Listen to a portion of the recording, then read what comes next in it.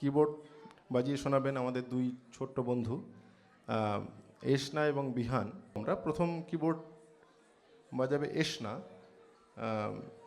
এশনা এর আগে আমাদের সঙ্গে গানও গাইলো। এশনা আসবে, এশনা বাজাবে দুটি গানের সঙ্গে কিবোর্ড। একটি গান হচ্ছে হারে রে রে রে রে এবং আরেকটি রয়েছে আলো আমার আলো।